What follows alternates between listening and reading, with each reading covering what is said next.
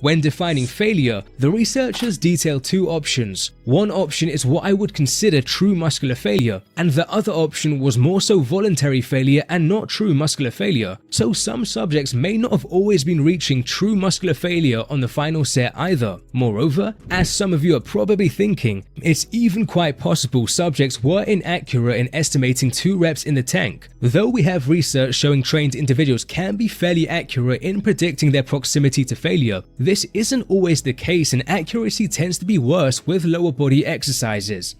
Having said this, subjects did train and progress in the 6 to 12 rep range, and it's a whole lot easier to train closer to failure with this rep range compared to higher reps.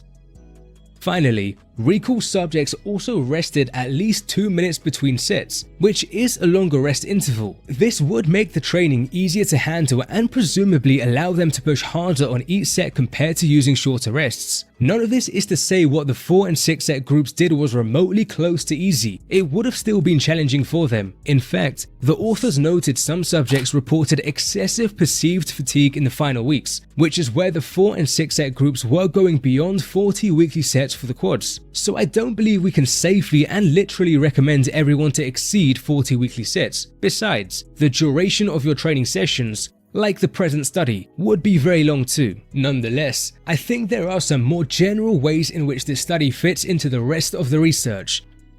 Strictly speaking, we don't actually know if the greater gains for the 4 and 6 set groups were because they performed more average sets or because it was the act of them progressively increasing the number of sets they performed bi-weekly.